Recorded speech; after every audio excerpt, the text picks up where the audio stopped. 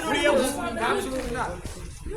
Absolutely nothing at all. He doesn't believe you. Telling me you have a camera. Well, he's recording me too. He's recording me too.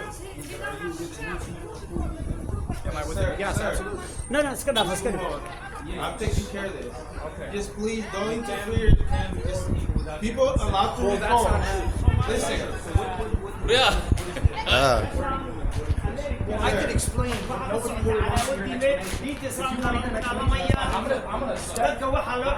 dadkan waxay u imaadeen inay global mall oo ku yaal Columbus ahay inay soo galaan So you allowed to record.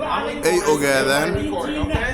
Make sure you wax walbo khalad iyo wax walbo xumaan inay ku sameeyaan rabaan everybody, whoever escalates the situation is gonna be arrested. Soomaaliya la iska ilaaliyo dadkan wax baan baarayna ay leeyihiin ma fahant Record. Period. wax baan baarayna ay leeyihiin Why is it that we're This guy is crazy. kadib waxay news fake ay faafinayaan You need to move out. news fake If everybody go inside, they gotta leave because I told them they are not allowed to. They go inside, I'm gonna take them outside. they can't come inside right No, they're not allowed to go. I'm Okay. here. That's why I'm here. all right that's good You know, people are crazy. They have social media. They have a YouTube. They have a TikTok. That's what they're doing. Sir, who hired this Netanyahu? Nobody's paying us. I want to tell you something. Wait, I don't know if you were born here. I don't really care. We went in this mall with no camera. الصومالية دينتنا كل جناد وردلكينا الدفاع ورحيبهن الدفاع ورنتنياهو but the question listen bro ورنتنياهو اسكدعية Bro. ورنتنياهو اسكدعية ورنتنياهو اسكدعية والرق اسكدعية ورحينياها اسقلية وردينتنا الدفاع لا listen bro listen You pay the tax. We are not getting welfare. You are getting welfare. Get out of here.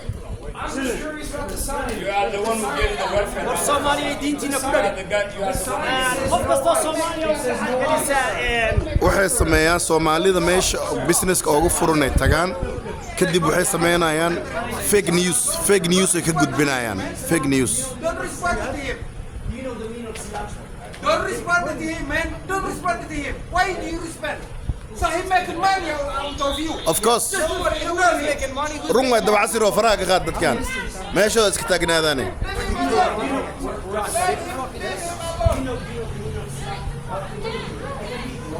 wardiinta waxay ka yaqaaniin mala dadkan dabacasir oo dadkan diin ma yaqaaniin Don't worry. Do you know the meaning of Islam? Do you know the meaning of Islam? Do you know the meaning of Islam? Islam means الاستسلام لله بالتوحيد والانقياد له بالطاعة. I'm gonna try to talk to you. Islam means but why just Somalis why you just coming just for Somalis Everybody's trying to answer this question. I can answer one person at a time. okay he's asking you question answer all right Islam means submission and surrender. I didn't come here against Islam. Until the will is the religion of Jesus, is the That's religion not- of Moses, is the religion of Abraham. I want to know about the anti-ICE poster. It says no ICE. How do you feel about Who immigration are enforcement? ICE? Immigration enforcement.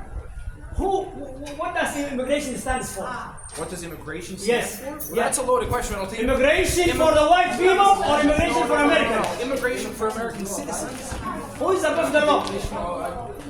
Nobody's above the law. Who is above the law? Nobody's above the law. Who is above the law? Nobody's above the law. Trump's above the law?